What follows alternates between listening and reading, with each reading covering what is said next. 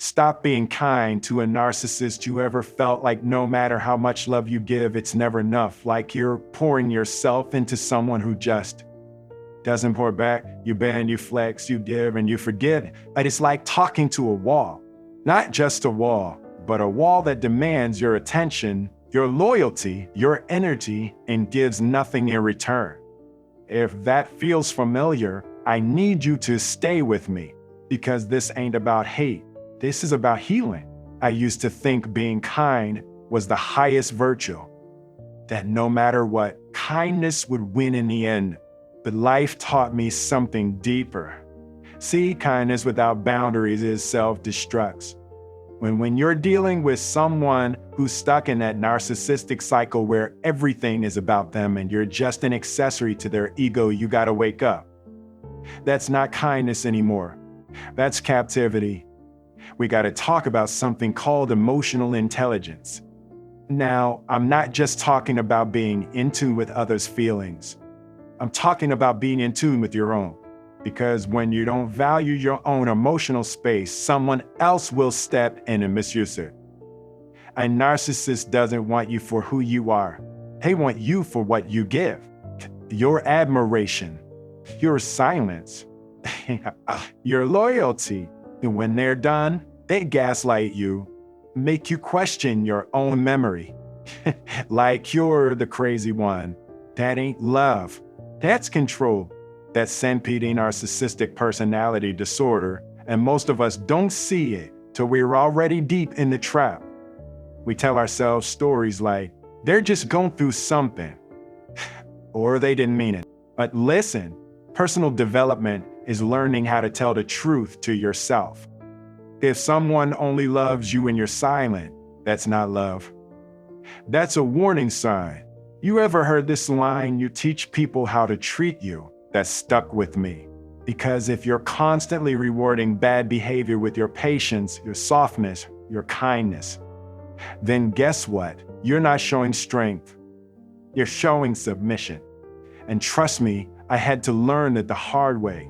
I had to wake up to the reality that if I wanted to grow, if I wanted real peace, I had to stop being kind to people who didn't deserve it. Let's be real. You can't heal someone who enjoys being broken, and you can't fix someone who refuses to even admit something's wrong. The narcissist won't thank you for your loyalty. They'll exploit it. They don't grow from your grace. They grow from your silence. But when you finally decide to protect your peace, that's when everything changes. Now, I'm not saying stop loving. I'm saying love you enough to walk away. That's real strength. That's how to be respected.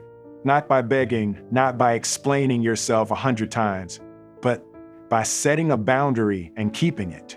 Because when you stop letting a narcissist drain your power, that's when you get your life back. And if you stick with me, I'm going to show you something deeper, something they don't teach in schools. Something that will shift how you deal with people forever. Now let's dig deeper into why it's so hard to walk away. Because truth is, the trap ain't just about the narcissist. It's about you. It's about your need to be needed. That hope that maybe, just maybe, if you're kind enough, patient enough, loving enough, they'll finally see your worth. But you gotta ask yourself, why do you feel like you have to earn love?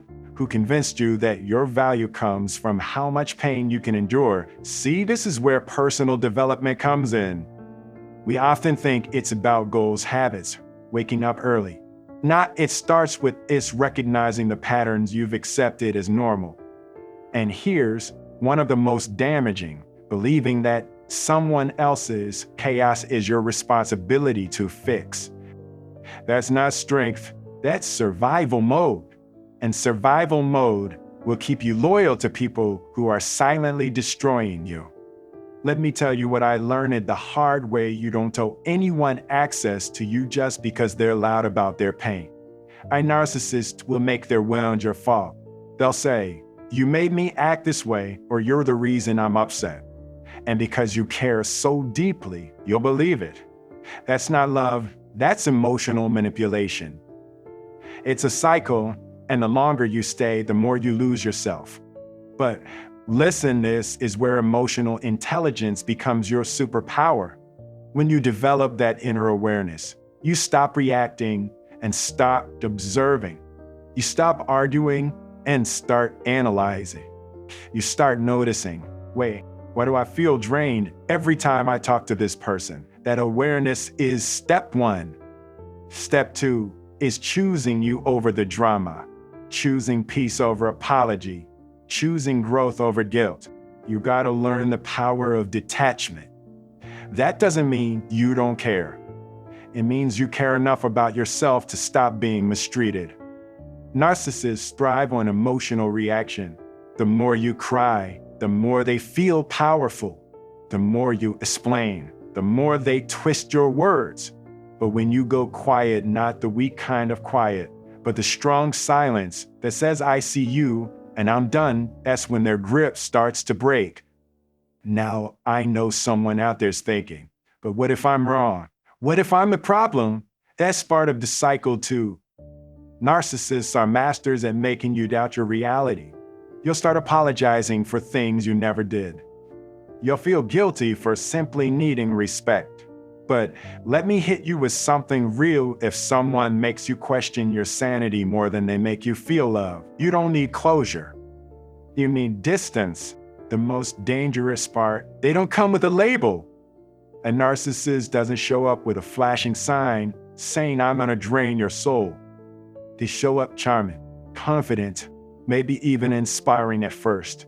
But over time, they start rewriting your story. Your wins become threats to their ego. Your pain becomes an inconvenience. And your voice becomes something they silence not with hands, but with guilt. That's how they operate. They project, they deflect, they attack your character while protecting their illusion. And the whole time, you're sitting there thinking if you just love harder, everything will fix itself. But that's the lie. The truth is, a narcissist doesn't want love. They want control. And the more emotionally intelligent you become, the less they can handle you. So here's what I started doing. I stopped explaining. I stopped defending. I stopped waiting for accountability that was never coming. And the moment I did that, my peace came back. My clarity came back. And eventually, my joy came back too. You have to reclaim yourself, because the longer you stay in their world, the harder it becomes to recognize your own reflection. And in just a moment, I'm going to share how these people use your dreams, your purpose, even your kindness against you, and what you can do to flip the power dynamic for good. Let's talk about one of the most brutal truths nobody wants to say out loud. Narcissists don't hate your flaws. They hate your light. They hate your purpose. They hate that something in you doesn't need them. And when they feel that threat, they don't walk away. Now they cling harder, but not with love, with sabotage. They pretend to support your growth just enough to stay close. But the moment your growth starts to outshine them, they flip. They belittle your dreams, mock your ambitions, plant seeds of doubt. And because they once cheered you on, you think maybe you're the one changing. But you're not the one who changed. You just started becoming who you were meant to be, and that scares people who only love the version of you they could control. This is why personal development is non-negotiable. You gotta build a version of yourself that doesn't require validation to move forward. Because narcissists feed on your need for reassurance. You want to be told you're enough. They give you just enough to stay hungry. And then they starve you emotionally until you're crawling for crumbs. But here's the truth: you don't need to shrink to be loved. The right people don't ask you to be less. They celebrate when you grow. You ever been in a relationship, romantic, family, even business, where you felt like the moment you had joy, something would always go wrong? That's not life. That's sabotage disguised as coincidence. Narcissists sense when you're elevating, and instead of clapping for you, they pull you back with chaos. An argument to nowhere, a guilt trip, a fake crisis that forces your attention back on them. They keep you on emotional roller coasters, so you're too dizzy to focus on your own life. You gotta ask yourself, why do they get so loud every time you get quiet? Because silence is your weapon. Not the silence of fear, but the silence of clarity. When you stop reacting, they lose their grip. When you stop explaining yourself, they panic. Narcissists don't thrive in stillness. They thrive in your confusion. So when you finally stop defending your every move and just walk in your truth, that's when the dynamic shifts. This is emotional intelligence, 101 understanding, and not every conflict requires your energy. Not every insult deserves a response, and not every relationship is meant to be saved. Some people are lessons, some are warnings, and some are just mirrors showing you how far you've come from the version of yourself that used to tolerate disrespect. Now let's bring this into the real world for a second. I knew a man who built a business from nothing. He had the vision, the grind, the late nights, all of it. But the woman beside him couldn't handle his elevation. Every win was met with silence. Every success came with a side of guilt. You're always working. You think you're better now. At first, he tried to fix it, over-explain himself, dimmed his shine. But eventually, he realized you can't convince an narcissist to clap for you, because your win reminds them of everything they're not doing. That's when he made the shift. He stopped trying to earn love. He started demanding respect. And that changed everything. Respect doesn't come from being nice. It comes from being real, from knowing your worth, honoring your boundaries, and letting your silence speak louder than your explanations.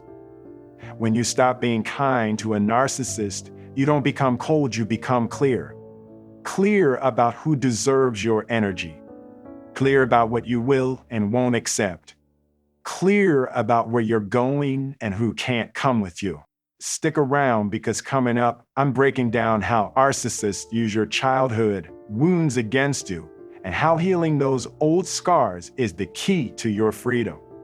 Let's take this even deeper now, because what I'm about to say might sting, but it's where real healing begins. Narcissists don't create your wounds. They exploit the ones you already had.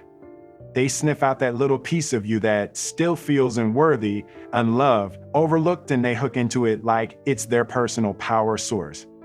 And before you know it, you're not even reacting to them anymore. You're reacting to your past. You're arguing with your childhood. You're begging people who remind you of the ones who abandoned you to stay. And this is where the trap becomes deadly. You confuse pain with passion. You confuse instability with excitement. You think, if I just do more, maybe they'll finally love me for real. When deep down, it's not even about them. It's about that kid inside of you who never got the love they deserve. Narcissists are masters at identifying your emotional blueprint. They sense your hunger for connection, your craving for approval, and they morph into whatever version of themselves will keep you hooked. And right when you start to believe it's safe to trust them, they pull the mask off and punish you for being vulnerable. This is why emotional intelligence is more than just understanding others. It's understanding yourself. You gotta ask, why do I keep returning to people who make me question my worth? That question right there, it'll change your life. Because once you know the answer, narcissists lose their power. They can't manipulate what you've already healed. They can weaponize you wounds that you've closed up.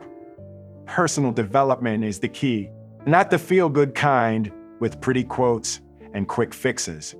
I'm talking about the gritty kind, the kind that forces you to sit with your silence, the kind that makes you face your fears, the kind where you stop pretending everything is okay and finally admit I've been giving the best of me to people who never deserved it. And I know someone out there is hearing this and thinking, but I don't want to be alone. I get it, and loneliness is real. But listen to me, peace is not the absence of people, it's the absence of chaos. It's the moment you walk into your space and feel stillness in your soul. It's the freedom to grow without someone tearing you down behind a smile. You don't need a crowd to feel whole. You need alignment. You need clarity. And you need you. Let me paint a picture. I knew a woman who was kind, driven, and deeply loyal. She gave her all to a man who made her feel small every time she succeeded. If she got a promotion, he'd find a way to make her feel guilty. If she got compliments, he'd question her loyalty. But she stayed, thinking that loyalty meant sacrifice, until one day she woke up and realized she was becoming a stranger to herself. And when she finally walked away, she said something powerful. "I didn't leave him.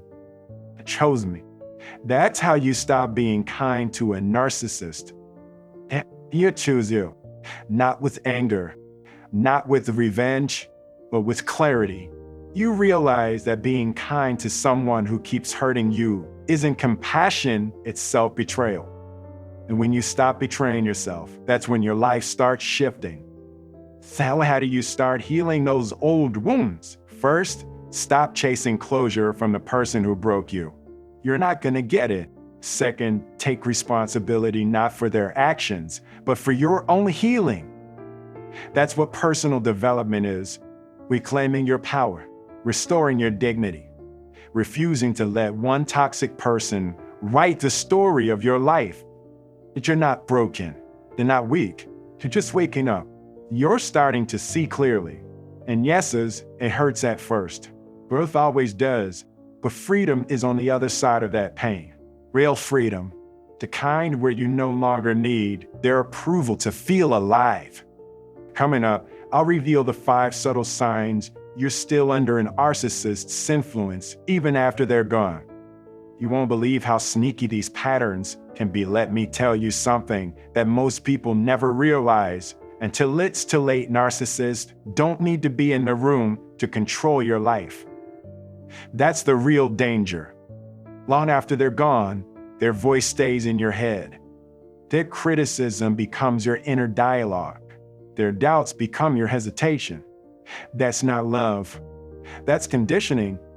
That's psychological training dressed up as affection. So let's break this down. I promised you 5 subtle signs you're still under a narcissist's influence even after they've disappeared. And trust me, once you see these, you can unsee them. First, you apologize too much. You're saying sorry for existing, for taking up space, for having a voice. That's a symptom of having been taught that your presence is a problem. Narcissists do that. They make you feel like walking on eggshells is love. But that's not love. That's fear. Second, you can't make decisions without second guessing yourself. Used to be confident, used to trust your gut, but now every move feels risky because you were trained to believe your instincts were flawed. That's what narcissists do. They take your intuition and turn it against you. Third, you struggle to accept compliments. When someone says you did something well, you deflect. You downplay. Why? Because deep down, that narcissist programmed you to think you were never enough, that your value was tied to their mood, their approval. So when people uplift you now, it feels foreign, almost wrong. Fourth, you feel guilty for putting yourself first. You start to make progress, go to the gym, learn something new, set a boundary, and then comes the guilt. That creeping voice saying you're selfish, but that voice isn't yours. That's them, still living rent-free in your mind, trying to drag you back into smallness. Fifth, and this one's huge, you avoid conflict like it's life or death. You'd rather betray yourself than upset someone else. You suppress your needs, your opinions, your truth just to keep the peace. The peace that costs your authenticity is just a fancy word for bondage. These are not personality traits. These are survival habits. Leftovers from a relationship that taught you love means losing yourself. But here's the truth, real love doesn't erase you, it expands you. Real love claps when you rise. Real love says, I see you becoming more of who you are, and I'm here for it. That's why this journey, this healing path, it ain't just motivational fluff. Deep in a word, it's personal development that rewires your spirit, and that's not always glamorous. It means crying through realizations. It means unlearning years of toxic programming. It means facing the mirror and asking hard questions like, why did I think I had to be small to be safe? Now I'll be real with you. I've walked through this, maybe not with that label narcissistic, but with people who made me question my value, who needed me to doubt myself so they could feel in control. And it took me years to understand I wasn't weak for trusting them. I was human. I had hope. I believed in love. And that's nothing to be ashamed of. But at some point, hope has to mature into emotional intelligence. You start realizing that love without respect is just manipulation in a pretty costume. And being kind to a narcissist doesn't make you noble, it makes you a target. That's harsh, I know, but truth sets you free. And when you stop giving your light to people who live in the shadows, your whole life starts to shift. Let me give you a real-world example. I knew a creative, brilliant mind, full of vision. But every time he tried to build something meaningful, his so-called best friend would mock his ideas, plant doubt, question his talent. But always with a joke, a smirk. That passive-aggressive shade that makes you feel like you're overreacting. For years, he stayed loyal, called it tough love, until one day he realized he was editing his own brilliance just to stay accepted. And that's when the real transformation began. He cut ties, invested in his gifts, surrounded himself with people who didn't just tolerate his shine, they magnified it. Now he's building a legacy. Not because he found the perfect environment, but because he created one. You gotta do the same. You don't wait for peace. You choose it. You don't beg for respect. You demand it by the way you treat yourself, because the world mirrors how you move. And the moment you stop giving energy to people who drain you, life starts sending people who pour into you. Coming next, I'll reveal the exact boundary phrases you can use to protect your peace without guilt, without anger, and without explaining yourself to anyone. Now that you see the patterns clearly, the next step is learning how to respond differently. Because if there's one thing an narcissist hates, it's boundaries. Clear, firm, unapologetic boundaries. But here's the good news: you don't have to yell, argue, or explain your worth. You just have to stand your ground. So I want to give you something practical right now: boundary phrases that protect your peace. Simple lines you can use without guilt or fear. These aren't meant to be confrontational. They're declarations of your emotional intelligence and personal development. When I'm not available for that conversation right now, it's power. That's you owning your energy and protecting your space. Narcissists love urgency and chaos. But when you slow the pace down, they lose control. You reclaim it to I'm not comfortable with that. Let's revisit when we can both respect each other's views. Notice how it's not aggressive. It's calm, grounded, but it sets the tone. If respect isn't present, the conversation doesn't happen. Period. 3, that may be how you see it, but that's not my truth. This one right here shuts down manipulation fast. Narcissists love to define your reality for you, but you make it clear you own your truth, and they don't get to rewrite it. For I've decided not to explain my decisions anymore. This one, that's liberation. Because narcissists don't want understanding, they want control. When you stop justifying, you start living free. 5, I wish you well, but I need distance to grow. There's no venom here. No bitterness, just clarity. It lets you exit gracefully with your dignity intact. And remember, you don't need to raise your voice to be heard. You don't need to defend your peace like it's under attack. Peace becomes your default when you realize not every argument is worth your presence. Not every battle is yours to fight. But here's the thing, once you start setting these boundaries, some people won't clap for you. Some will call you cold. Some will say you've changed. And they're right. You have changed. You stopped shrinking. You stopped begging. You stopped offering kindness to people who weaponize it. See, when you evolve, the people who benefited from your silence will call your growth disrespect. But you didn't come here to live on your knees. You came here to stand tall. And that means you're gonna outgrow some people. That means you're gonna be misunderstood. And that's okay.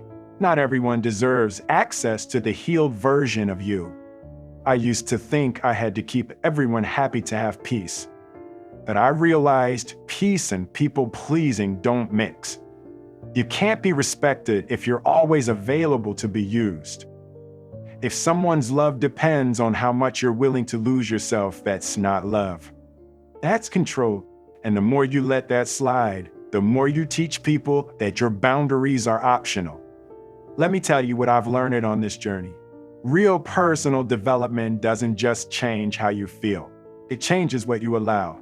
You start filtering people differently, not based on how charming they are, but based on how safe you feel in their presence, how consistent they are with their words and actions, how much they respect your no without needing a reason. Now let me drop this truth. You don't attract what you want. You attract what you believe you deserve. And if deep down you still think chaos is normal, you'll keep inviting it into your life. Not because you want it, but because it feels familiar. That's why healing is not about fixing others. It's about changing your own frequency. Once you do that, you stop being a magnet for narcissists. They lose interest because you no longer react the same way. There was this one time I had to walk away from someone I thought was solid. Years of friendship, deep conversations, but slowly, I started noticing the shade in their compliments, the way they disappeared during my wins, the little digs masked as jokes. And the old me would have stuck around, tried to fix it, rationalize it. But the new me, I walked. But I walked. And I didn't explain, because I realized peace is the reward of self-respect. And maybe that's the message today. Stop being kind to a narcissist, not because you're heartless, but because you finally developed a heart for yourself. You stopped apologizing for your boundaries. You stopped begging for basic decency. And most importantly, you stopped negotiating with people who never had your best interest in mind. Coming next, I'm going to show you what self-respect actually looks like in everyday life, from your relationships to your career to your inner dialogue. You'll never look at your daily choice the same way again now that you've started putting boundaries in place. Let's talk about what self-respect looks like on a daily basis. Because self-respect isn't just a concept, it's a lifestyle. It's shown in what you allow, what you tolerate, and what you turn away from. Let's be real, most of us weren't entrained with clear models of emotional intelligence. We were taught to be nice, be polite, be accommodating. But nobody told us that being too nice to the wrong people makes you a target. Narcissistic people spot that kindness like a shark smells blood. And what do? They move in. Not because they admire your heart, but because they know they can reign it. That's why every single day, you gotta check in with yourself. Ask, does this relationship honor me? Does this Jabe respect my value? Does this environment help me grow, or does it shrink me? Because the most damaging narcissist is, a narcissist isn't always loud. Sometimes it's that boss who constantly demands more but never gives credit. Sometimes it's that friend who only reaches out when they need something. Sometimes it's your own inner voice echoing old beliefs that tell you to stay small, to not make noise, to just be grateful. Let me break it down. Self-respect means no longer explaining your worth to people who benefit from your doubt. It means walking away without a scene.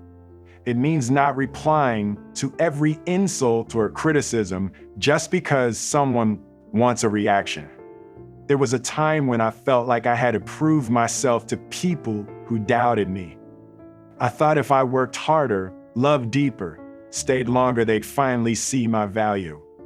But here's the truth. People who need you to bleed to believe in you were never rooting for you.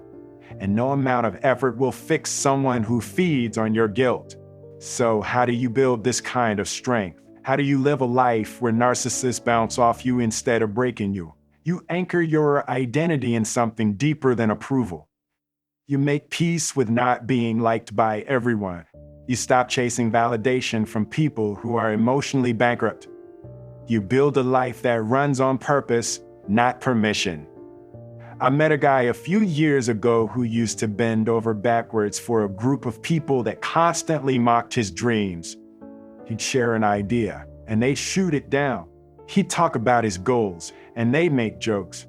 He stayed around because he thought loyalty meant suffering. But eventually, he realized something that changed his whole world. You can be loyal and still leave.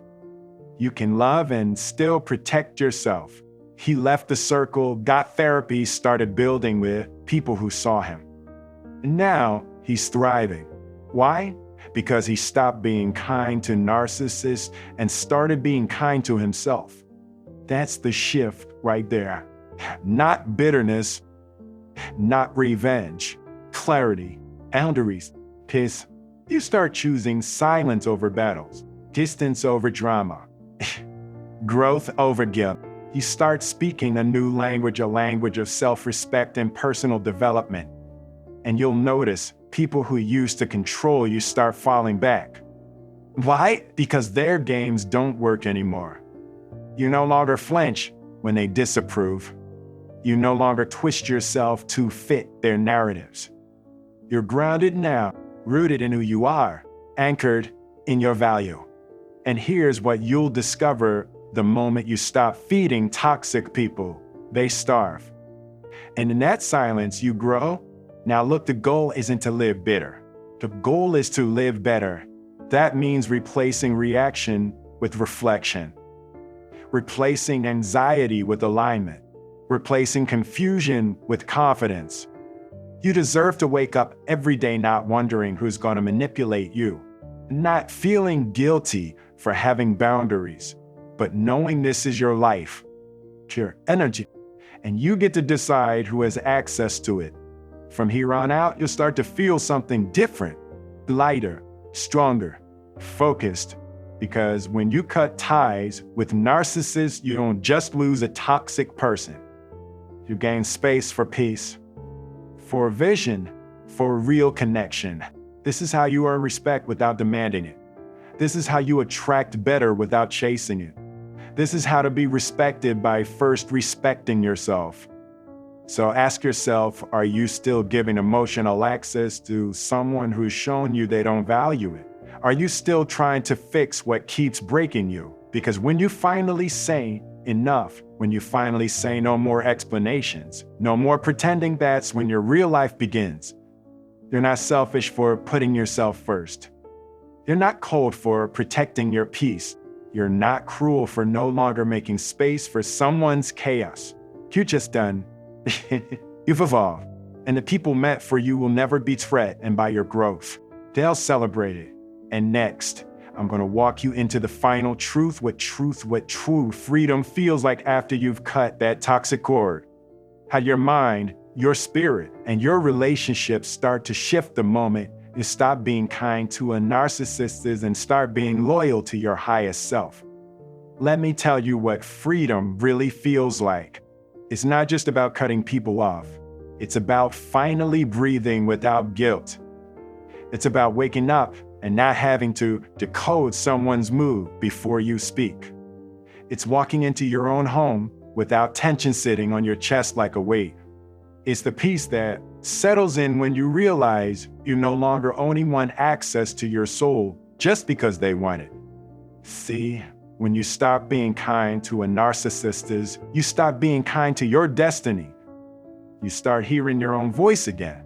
You start trusting your intuition, the gut feeling that whispered, "This doesn't feel right," while you kept silencing it out of fear.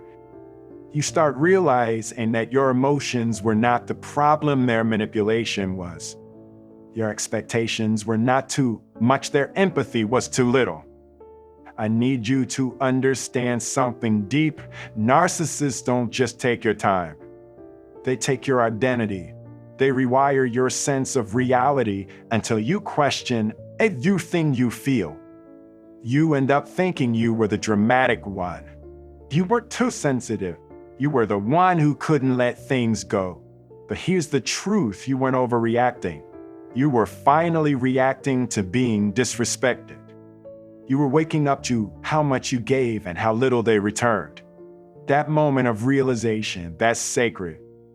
That's your turning point. That's the moment you reclaim the pen and start writing a new chapter, one where you are the author, not the audience to someone else's chaos. Let me talk to that part of you that's still scared. That part of you that wonders, but what if I'm wrong? What if they change? What if I'm just being harsh? Listen, if someone repeatedly chooses to hurt you after knowing they're hurting you, that's not confusion. That's a choice. And once you recognize that, it becomes your choice whether you keep participating in that pattern. Let me be real with you. You can't heal in a place that keeps reopening your wounds. You can't grow while constantly shrinking to protect someone else's ego. You can elevate while being emotionally handcuffed to someone who feeds off your silence and your shame. So what do now? You evolve. You protect your light. You sharpen your emotional intelligence, because it's not just about spotting toxic people. It's about never becoming one yourself in reaction. You move forward in peace, not in anger. You set boundaries not to punish, but to protect. That's personal development in motion. You know what the highest form of growth looks like? It's walking past someone who once broke you and feeling nothing. No hate, and no bitterness, no need for revenge. Just quiet clarity. Just your head held high, your heart intact, and your energy untouched. You walk like someone who knows their value. You speak like someone who doesn't chase approval anymore. You live like someone who's done explaining what they deserve. You walk through life with a calm that comes from real healing. Because you stopped being kind to a narcissist and you started being loyal to your truth. And that truth is, you are not here to be someone's emotional supply. You are not here to prove your worth to someone committed to misunderstanding you. You are not here to keep sacrificing your peace on the altar of someone else's ego. You are here to grow, to shine, to build, to love deeply, but never blindly again. And I'll be honest, not everyone will celebrate your growth. Some people loved you better when you were quiet, small, confused, and controlled. But your job was never to make them comfortable. Your job is to become fully you, because the most powerful thing you can do after surviving a narcissist is to become the most whole, most healed, most self-respecting version of yourself possible. And guess what? You're already on that path. You've already taken the hardest step, the decision to stop playing small, stop being emotionally manipulated, stop bending so others won't break. You're not who you used to be, and that's a good thing. You've learned that peace is louder than applause. You've learned that silence can speak more power than screaming ever did. You've learned that not everyone deserves to witness your comeback. Some people only had front row seats to your breakdown. Now, it's time to build new boundaries, new standards, new connections that don't drain you but nourish you. Because healing from narcissistic abuse isn't just about surviving.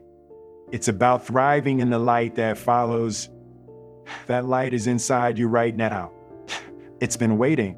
And now that you stopped being kind to a narcissist, it finally has room to shine. So, if you've made it this far, let me tell you something. You're not broken. You're awakening. You're not weak. You're wise. You're not cold. You're finally clear. And from here on out, that clarity is your compass. Now go out there and live like someone who knows the difference between being kind and being used. Live like someone who knows how to be respected because they respect themselves first. Let go, level up, and never apologize for your glow. This has been Wisdom Recorder, your knowledge source. If this message hit your heart, subscribe, hit that like button, and share this with someone who needs to hear it. Your healing is your power. Now use it.